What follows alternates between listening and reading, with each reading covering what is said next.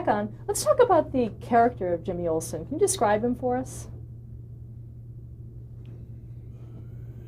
Jimmy Olsen, as I played him, I figured that though he was very eager, that there were areas that he was a bit dim because he could never see that Clark Kent was Superman just because of this pair of glasses when he had them on. And sometimes we played the scenes, there were several scenes where George Reeves, my Superman, and Clark Kent, where he couldn't wear the glasses. He fell through his stall shower one, and still Jimmy didn't recognize him. So I played Jimmy as though he was ever so eager, and it worked because he got into trouble constantly. But there was ways, though he was a good reporter, he wasn't all that acute. And that was early on. The first 26, he was really just a juvenile in trouble when we shot in 51. But then somewhere along the way, they discovered that I had a talent for comedy, which is what I would love to have been a two-reel comedian at Hal Roach Studio down the way, where they shot Laurel and Hardy and all these things. I would love to have done that silent thing. Well, I came along too late, but I came along in time for Superman. So as they saw that I had some talent for comedy, they started making Jimmy, putting him in situations where they could utilize this. And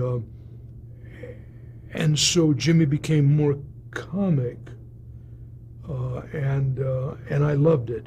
And they would let me work up bits of comic business, but they'd always say to me, okay, you've got one chance at it. There would be a piece of business, like with a telephone, you'd be doing things. I remember once the telephone, I wanted him to take off a mustache. He had on a fake mustache. And I wound up the telephone, I was going to hold it up, and I wanted to take it off. They said, because we didn't do a lot of shooting on Superman. They said, you got one take to make it work, then otherwise forget it. It was always that case with my business. I get comic business. And in that case, it worked. It took off the mustache, and you can see my joy as an actor when this worked. And the great thing about shooting the Superman show was that the movie industry was not doing well at the time, so we worked with marvelous actors, Sterling Holloway, Elijah Cook Jr., Elizabeth Patterson, who had been wonderful in Paramount films. Everybody good, along with our cast. Of course, John Hamilton, who was my Perry White, George, Noel, Phyllis Coates.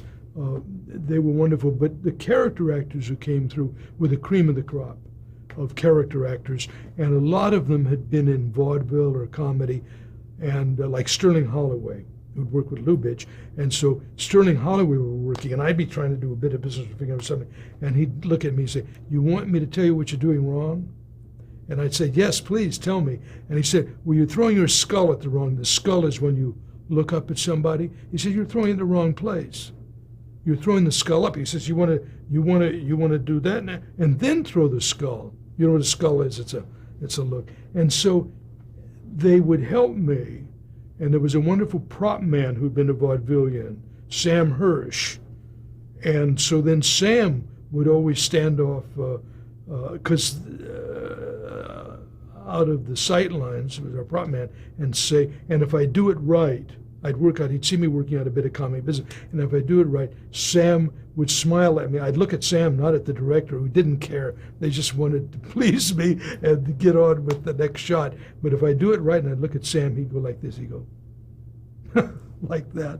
And so that was, and so Jimmy became more of a comic juvenile than a straight juvenile in peril. And this was much to my delight because I loved doing that. Talk about working with George Reeves.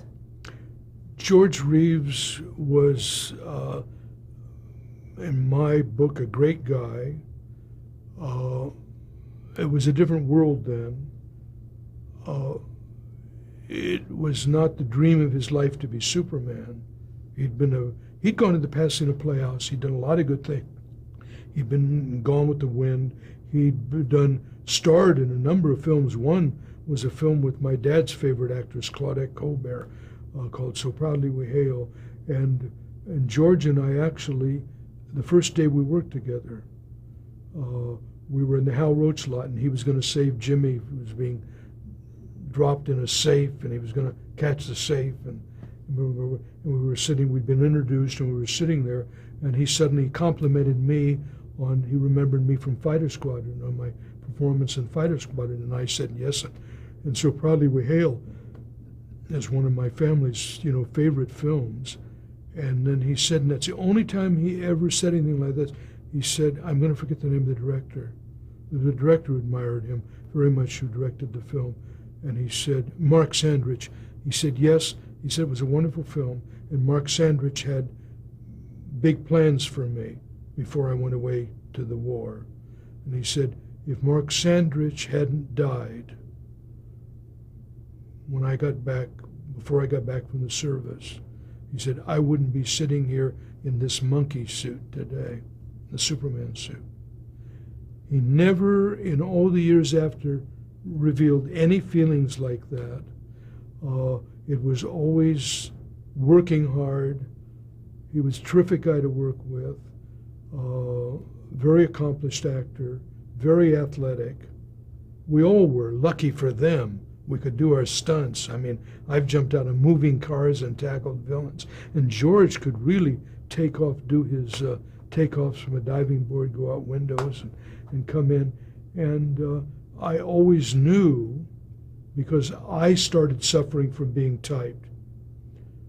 Since I'd done a lot of live television, I could still do live television. I did one of the last shows I did was here in Burbank with Frances Farmer, did her comeback in a show, a live show. Her comeback didn't work, but I played her son, and Dolores Hart played her daughter. We were a Southern family, an hour television show in color. But as there got to be less and less live television and more film television, there was less work. And George was typed as Superman, and I was certainly typed as Jimmy Olsen, and basically couldn't do motion pictures. I could do television. And I played boyfriends like in the Stuart Irwin show, The Boy Next Door. And I did all these things and picked up, gigs here and there. And then, but George, I knew, felt seriously typed, and though we never discussed it, I felt bad for him and liked him enormously. Talk about working with Noel Neill as Lois Lane. Pardon me? Talk about working with Noel Neill as Lois Lane. Well, Noel was always a delight to work with. One, she was gorgeous. She had the best figure in town. She was always perky, came in, always knew her lines, and just was, we all liked each other enormously. We enjoyed working together. It took me a long time. Let's see. Well, she was always beautiful. It's always wonderful to work with a beautiful girl. And we were in trouble together constantly on the Superman show, tied up to chairs with bombs at our feet. And she had exactly this wonderful, perky touch to Lois Lane, and basically could do everything in one take, which is what they liked. If you blew a scene and they had to go 4 takes, everybody was very disgruntled. And Noel always knew her. She was always there. And John Hamilton, of course, who played Perry White, it took me quite a while to be friendly with John. I admired him enormously. But he was an actor like from the Lambs Club in New York. Hi, diddly-dee, an actor's life for me. And he'd done plays like Lightning and things, and he'd come out here and was earning his living in motion pictures, raising a son. He was a single father. And John liked to be Mr. Hamilton. And so, and I don't know, it took me a long time. He was Mr. Hamilton to me before he became John to me. And we had a good thing going with me saying, gee, thanks, Chief. And he's saying, don't call me Chief. And that was, it was wonderful. And Bob Shane was terrific to work with. It was a really good cast and a first-rate crew. Always. What about the producers? Who were the producers? The producers were very fine. Bob Maxwell produced the first 26, and he later on went on to produce Lassie. Then Whit Ellsworth, who'd been the story editor and executive. See, they were always produced by National Comics DC, that controlled Superman. And then they bought Warner Brothers. They made lots and lots of money. And they bought Warner's sometime in the 70s and still controlled the show, and then it produced the Superman film. Jack Leibowitz, the lawyer, had become head of National DC, and Whit Ellsworth had been an executive. He was a wonderful guy, and it was always a little bit of a problem because they always tried to make them for less and less money, and so while we were honoring our contract, we weren't making a lot of money, and that's when James Arness, as I said earlier, when he walked out on Gunsmoke, unless they redid his contract and paid him adequately, jaws dropped all over town. Everybody thought, I didn't know you could do that. I didn't know you could walk out on a contract if you did the contract. Now everybody walks on a contract. But we did what we were supposed to do, and it was a great pleasure doing the shows, but it was not madly financially rewarding. Do you have a favorite episode? My favorite episode is when Jimmy gets to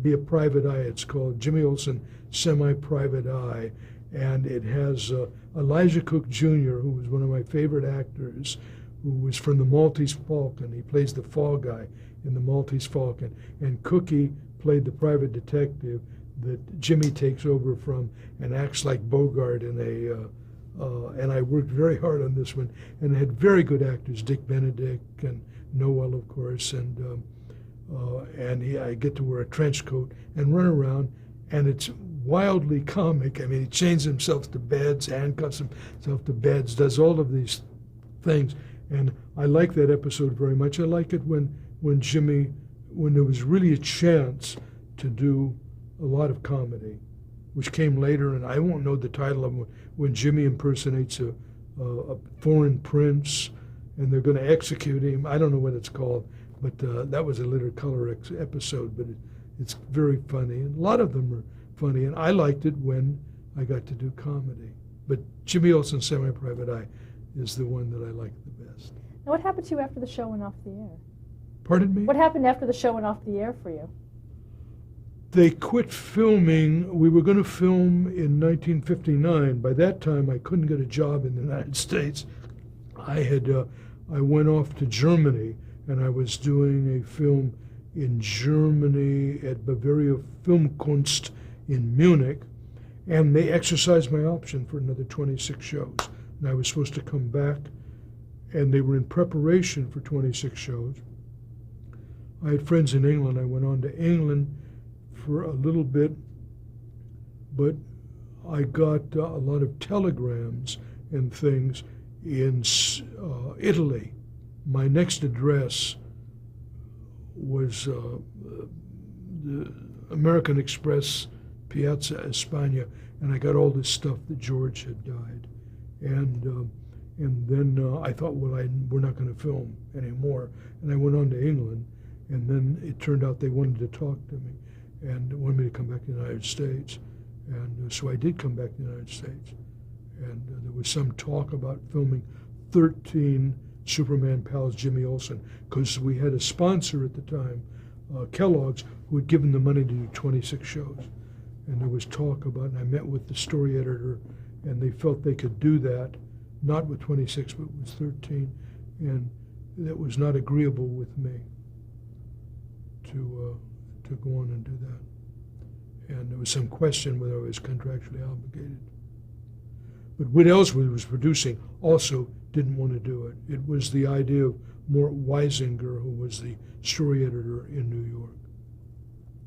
And so that was the end of the Superman show. And Warner's was occasionally very nice to me, and I did an independent film for Warner Brothers, Johnny Trouble, with Ethel Barrymore, which I had a very good part, and got wonderful billing with Miss Barrymore. And then at a certain point, I just decided, I knew George had been very depressed, fighting it all, and it was my belief that George had committed suicide. I know that it's everybody else's belief that he was murdered, but it was my belief that he had committed suicide. And though he was going to shoot 26 more shows, I wasn't here. I don't know. I shouldn't even be talking about that. But it's turned out to be one of the major news story, unsolved mysteries of all time. And I just thought, I'm going to quit acting because this is, I'd gotten a part in a film at Fox, and then the producer, Mervyn LeRoy, who was busy with racehorses when I was cast in the film at Fox, came back to meet the cast, and he was very surprised that I had been cast in his film, and he said he couldn't have me in the film. Jimmy Olsen. And everybody says Jimmy Olsen in this film. If I couldn't have me in the film, and was very upset with the casting man who had brought me in for it. And I thought, this is too frustrating, and I'm just going to stop that. And I did, and I'd already been writing in New York. I'd fallen in with a group of off-Broadway playwrights. It was before off-Broadway. And so I was writing, and I started working with composers, and I had a life going for me as a writer. And so I was really doing that, and I quit acting, didn't have an agent. I didn't want to hear about it anymore. I really felt humiliated by Mervyn LeRoy. This experience was just bad in my mind, and I thought I didn't want to put myself through that.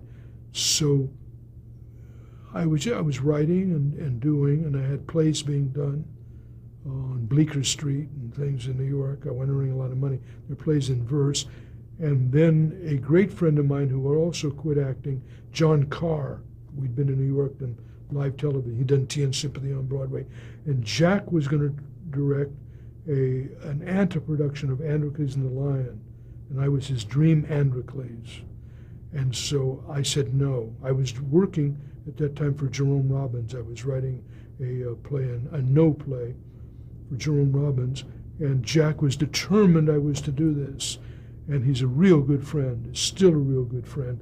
And in spite of us doing Androcles together, which worked out okay, but he just wouldn't take no for an answer. He said, "Are you just going to quit acting without ever having stretched yourself, without ever having tried to do Shaw or Shakespeare or things? You're just going to give it up because you're typed as Jimmy Olsen?" And I said, "Yeah, that's the idea." And he said, "No, you're not. You're going to do Androcles for me."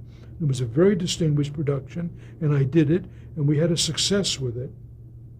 And here in Los Angeles, when I was playing it, I got offered to do a television thing, because this was equity minimum, was Androcles and the Lion, and I got offered to do a Gomer Pyle. This is after I quit acting, and that's why I did the Gomer Pyle. And actually, there was a misapprehension that comes up in interviews why I got such great billing, like I was a running character in the Gomer Pyle. And the reason why is they thought I was going to be a running character in the Gomer Pyle. But by that time I was writing. As I said, I was doing something for Jerome Robbins. I was doing an opera with Virgil Thompson, the libretto for the Metropolitan Opera, and I at that point I had done one television series, Superman, and I thought I'm going to rest on my laurels, and I'm not going to do this running character in Gomer Pyle. But it often comes up why that was that I did that, and I did that, and then to my knowledge, I didn't do anything again until later when they do these Supermans like Lois and Clark, and then they always, when the ratings get not so good for the show, like Superboy and Lois and Clark, they then want me to come in, and I always know it's for ratings and they'll do a lot of publicity, and so they asked me to do a Lois and Clark, and I said I'd be very happy to do it, and so then they sent me a script they wanted me to do, and so I had to tell them, look, I don't play aliens. I did Jimmy Olsen for all those years. I would love to do the Lois and Clark, but don't send me another script where I'm an alien, because I don't do that. And write a script that makes sense, and I'll do it. And so they wrote a script that makes sense where Jimmy is, the kid playing Jimmy at this point is put into a machine where he's going to age rapidly, and when they come out of the machine, they put him in the machine. When it comes out, it's me, and I go back to the Daily Planet, and I start to age, and it was a wonderful experience because the fellow playing Superman it was a wonderful crew, and he gets me back in the machine before I die, and then the kid comes out rejuvenated who was playing Jimmy at the time, and I've done that, and they explored. A bit ago, I was asked out of the New York office if I would do a Smallville, and I said yes, but remind them that I would love to do a Smallville. I would love to guest in a Smallville, and when their ratings sink enough that they really need me, because the Lois and Clark, the rating, but they did a great press job when I did that. I mean, TV guy, everything. Huge press job, and the ratings tripled for that episode. So I said, but remind them that I don't play aliens. So I don't know how they'll work me in, but anyway, I'd like to do that. Yes, so I've done that. Why do you think the Superman stories have permeated our society so much over the years? I think that Superman, from the time I was a kid, because my dad said to me, when I was doing the Superman television show, he said, hell, they're not paying you anything. You're just getting back the dimes I gave you for that comic book, Superman, because I was a big Superman comic book fan. I think it has always been successful because until E.T., which was a good alien, which came many years later, Superman was the first alien that came to Earth to be what the Greeks called a deus ex machina, to save mankind, to do good for mankind. Always it was invasion from Mars. H.G. Wells' Invasion from Mars, and the aliens come to destroy us. They're always monsters, and even the film Alien, they always come to do bad, except the day the Earth stood still. Bob Wise's film, he comes, so I left that out too. But Superman came before, and I think that it's because he comes with all these superpowers to do good to mankind, to help us out, that it captures the fancy. And besides that, all of the daring do and leap tall buildings at a single bound, and the actual motto of it, truth, justice, and the American way. It's that is basically has always led to this popularity. And as a boy, I was crazy about Superman.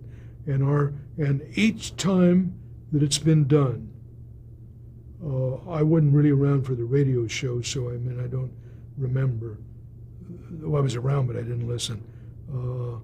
But our show became absolutely, boffo on television. We became very popular right away. The movies with Christopher Reeve became very popular. Lois and Clark became popular. Smallville is popular. It's always been a huge success. So there's something in the feel of it.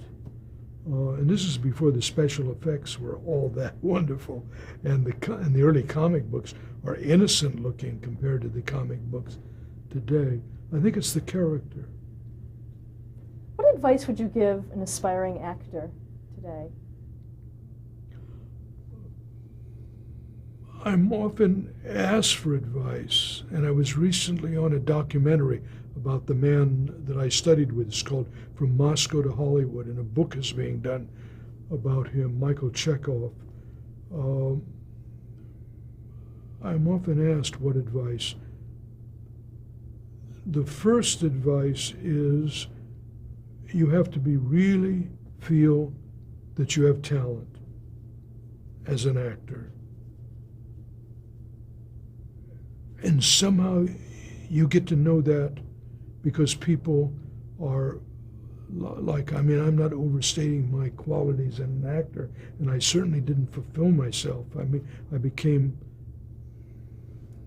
well, they call me an icon. Jimmy Olsen is an icon. I became an icon, but that wasn't because I was fulfilling my thing as an actor. The thing, but I always had encouragement from talent scouts in the beginning. I mean, they saw that there was something in me that they felt was exploitable. What can I tell you?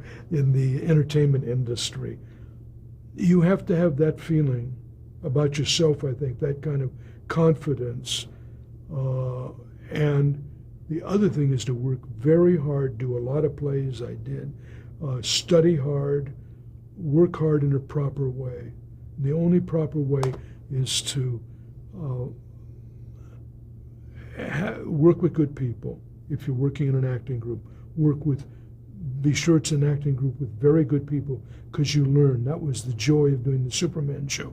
We worked with wonderful actors, and you learn from them. Be sure you memorize your lines. People don't want to memorize their lines now. If you don't, I don't know how that you can act if the lines don't become second nature.